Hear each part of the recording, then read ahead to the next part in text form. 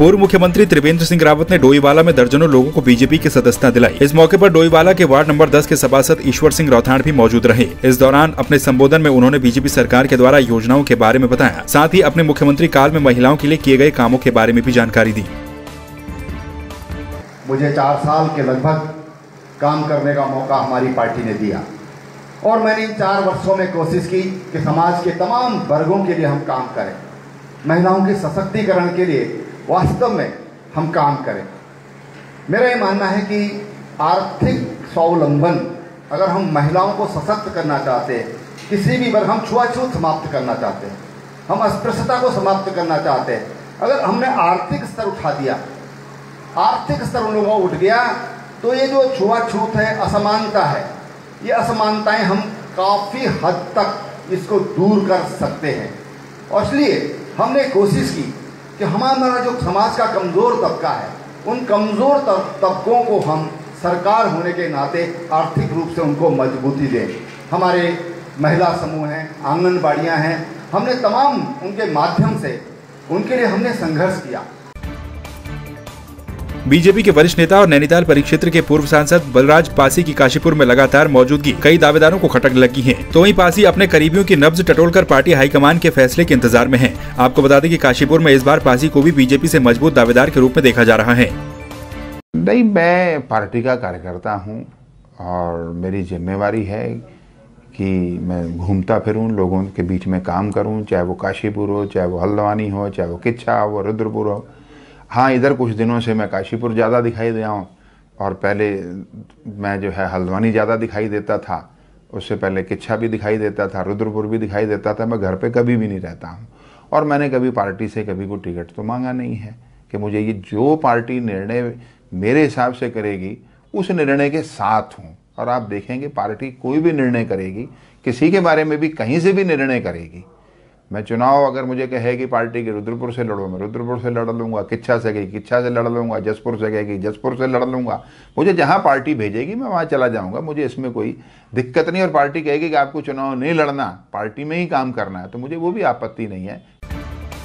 पौड़ी के जिलाधिकारी डॉक्टर विजय कुमार जोगदंडे जिले में फसलों की जानकारी और जायजा लेने के लिए पेडलस्यू पट्टी के ग्राम सभा रजड़ी पहुंचे, जहां उन्होंने धान की फसल की कटाई और मंडाई का जायजा लिया। जिलाधिकारी ने खेत का नक्शा, खसरा, रजिस्टर आदि भूल अभिलेखों की जांच करते हुए किसानों के द्वारा बोई गई धान के बीजों के बारे में भी जानकारी ली। ग्राम रचूली में हम लोग जो है आज क्रॉप कटिंग के कार्य के लिए आए थे। यहाँ पे क्रॉप कटिंग का कार्रवाई संपन्न किया गया है। क्रॉप कटिंग के उपरांत जो है संबंधित जो काश्तकार है लक्ष्मण सिंह, उनके खेत में 14 किलो 150 ग्राम धान का फसल का कटाई हुआ है। अभी इसको जो है कुछ दिनों तक रखा जाएगा। 15-16 दिवस के उपरांत दोबारा से इसका वज़न किया जाएगा, कितना घट तोली होती है उसको अभिलेख में लिया जाएगा। क्रॉप कटिंग का जो कार्यवाही है हम लोगों ने इस बार ऐप के माध्यम से संचालित किया है और सभी डेटा को ऐप में फीड किया है और मुझे आशा है कि इस वर्ष का जो क्रॉप कटिंग का अनुमानित जो उत्पादन है वो गत वर्ष के भांति उसमें वृद्धि रहेगा। हालाँकि इस वर्ष में बारिश की वजह से काफ़ी नुकसान भी हुआ है, उसका भी संज्ञान इसके माध्यम से हमको जानकारी प्राप्त हो सकती है। हल्द्वानी के जेल रोड चौराहे में आम आदमी पार्टी ने बीजेपी सरकार के खिलाफ विरोध प्रदर्शन किया, जहां उन्होंने बीजेपी सरकार पर युवाओं को रोजगार देने के नाम पर भ्रष्टाचार करने का आरोप लगाया। तो वहीं आपके प्रदेश प्रवक्ता सुमित टिक्कू ने कहा कि बीजेपी सरकार में विभागों में घोटाले ही घोटाले चल रहे हैं, जिसे कर्नल अजय कोठियाल ने उजागर किया। कर्नल कोठियाल जी ने बेरोजगार घोटाला उजागर किया था, जिसमें एक आउट माध्यम से रुपए में चंपावत में गार्ड की नौकरी दी गई है और इसमें के पीछे नहीं चेक किए गए कि उनका जो है बैकग्राउंड क्या रहा है। तो इस तरह अगर देखा जाए तो उत्तराखंड के युवाओं के साथ एक बहुत बड़ा छलावा कर रही है हमारी सरकार। और क्योंकि ये मामला हमारी मंत्री रेखा आर्या जी के मंत्रालय, तो हम मांग करते हैं कि रेखा आर्या जी इस पूरे को संज्ञान में लेते हुए इस्तीफा दें। उत्तराखंड में रोजगार के नाम पर लगातार बढ़ रहे भ्रष्टाचार के खिलाफ आम आदमी पार्टी के कार्यकर्ता सड़क पर उतर गए। चंबा में भी वीसी गब्बर सिंह चौक पर आम आदमी पार्टी के कार्यकर्ताओं ने उत्तराखंड सरकार में नौकरी के नाम पर हो रहे भ्रष्टाचार को लेकर नारेबाजी की। साथ ही विधानसभा अध्यक्ष प्रेमचंद्र अग्रवाल के पुत्र को मुख्यमंत्री के सलाहकार बनाए जाने पर भी विरोध जताया। मतलब लगातार इस भाजपा की निकम्मी सरकार में जो हर बार ढोल तो पीटती है कि हम स्वरोजगार दे रहे हैं, रोजगार दे रहे हैं, और जब रोजगार देने की बात आती है तो पता चलता है कि विधानसभा अध्यक्ष अग्रवाल जी के सुपुत्र को मुख्यमंत्री का सलाहकार बना दिया जाता है। मतलब उनकी कोई काबिलियत है या नहीं है। इससे पहले भी सेम इन्हीं के साथ जो उनकी इंजीनियरिंग में उनके माध्यम से जेईई में उनका सिलेक्शन हुआ था, उसमें सेम प्रकार मतलब मामला ये हो गया है कि जब आम जनता की बारी आती है तो लाइन लगा के 25-30 हज़ार रुपये की घूस मांगी जाती है। काशीपुर में अवैध कॉलोनाइजरों की नींद उड़ी हुई है। प्रशासन के द्वारा लगातार की जा रही कार्रवाई से अवैध कॉलोनाइजरों में हड़कंप मचा हुआ है। एसडीएम ने बताया कि अब तक 64 कॉलोनाइजरों को नोटिस जारी किए गए, जिसमें से 34 के खिलाफ प्रशासन ने ध्वस्तीकरण के नोटिस भी जारी कर दिए हैं। इसमें कई लोगों ने प्रशासन के अनुसार सेटलमेंट भी कर दिया है। एक प्रॉपर्टी थी आशीष मित्तल जी की बाजपुर रोड पे आलू फार्म के पास, वहाँ पे उनको हम लोगों ने पहला नोटिस जनवरी में दिया था इलीगल प्लॉटिंग के संबंध में। उसके बाद उनको लगातार नोटिस जारी किए गए, मगर उनके द्वारा कार्यालय में आकर कोई भी अपना उपस्थिति ना देकर और कोई भी अपना स्पष्टीकरण ना दिए जाने के संबंध में कुछ भी नहीं अवगत कराया गया, जिसको लेकर ध्वस्तीकरण का आदेश भी पारित कर दिया गया था। 30 दिन का उनको पूरा टोटल टाइम दिया गया। उसके बाद भी आके उन्होंने ओटीएस जो हमारी स्कीम चल रही है उसका लाभ नहीं उठाया, तो इसको कल हम लोगों ने उनकी प्रॉपर्टी का ध्वस्तीकरण कर दिया था। और आपके माध्यम से मैं सबको ये बताना चाहूँगी, जो प्राधिकरण है उसमें जहाँ अगर विनिर्मित क्षेत्र में किसी भी व्यक्ति की कोई प्रॉपर्टी आ रही है, वो कंस्ट्रक्शन करना चाह रहा है, तो आप ज़रूर से ज़रूर अपना मैप अप्रूव करवाएं।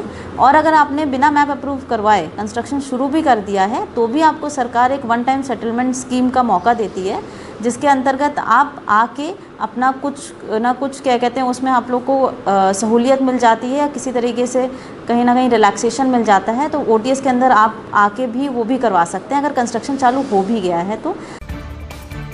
बाजपुर के महेशपुरा ग्राम में उस वक्त एक बड़ा हादसा हो गया जब एक तेज रफ्तार जा रहे डंपर ने कार और ई रिक्शा को पीछे से टक्कर मार दी, जिसमें ई रिक्शा चालक गंभीर रूप से घायल हो गया। वहीं डंपर वाहन चालक मौके से फरार हो गया। विवाद तब और भी ज्यादा बढ़ गया जब घायल ई रिक्शा चालक का भाई पुलिस को शिकायत करने पुलिस चौकी पहुंचा, लेकिन पुलिस ने उसे पीटकर वहां से भगा दिया। एक्सीडेंट हुआ महेशपुरे में, मेरा भाई एक्सीडेंट हुआ चाबी मार के। जब मैं गया रिपोर्ट लिखवाने, जब मैं रिपोर्ट लिखवाने गया तो उनने मेरे 10-12 लठी मारी, मार के भगा दिया। उसके बाद चाबी निकली, ड्राइवर भी भगा दिया था उनने, बदतमीजी करके हमें ज़्यादा से ज़्यादा मार के और भगा दिया यहाँ को। महेशपुरा में एक एक्सीडेंट हुआ था जिसमें एक डंपर के द्वारा ओवर स्पीड और रैश ड्राइविंग करते हुए एक कार और एक टुकटुक को टक्कर मारी है। इसमें टुकटुक ड्राइवर बुरी तरह से घायल हुआ है और वर्तमान में उसका इलाज सुशीला तिवारी हॉस्पिटल हल्द्वानी में चल रहा है। अभी मामले में कोई तहरीर प्राप्त नहीं हुई है। सीसीटीवी फुटेज को हमने कब्जे में ले लिया है और जैसे तहरीर प्राप्त होती है इसमें हम आवश्यक कार्रवाई करेंगे और इसमें फ़िलहाल डंपर को हमने सीज़ कर लिया है। ये वीडियो मैंने भी देखा है जिसमें ये घायल का जो भाई है उसके द्वारा एक बाइट दिया गया है जिसमें कह रहा है कि पुलिस ने उसके साथ मारपिटाई की है, परंतु ऐसी कोई भी घटना का जिक्र उसने मुझसे या फिर चौकी इंचार्ज के साथ नहीं किया है। मेरे द्वारा उससे वार्ता भी की गई है पर उसने इस तरह की किसी भी घटना से इनकार किया है। क्या है देवभूमि की जनता का मुंह? किसकी बातें हैं सच और कौन बोल रहा है झूठ? कितना बढ़ चला है प्रदेश में चुनावी पारा? कामकाज में कौन जीता और कौन हारा? 2022 के चुनावी समर में किसका होगा मंगल? देखिए देवभूमि का दंगल 2022 का विधानसभा चुनाव जल्द सिर्फ संवाद 365 पर।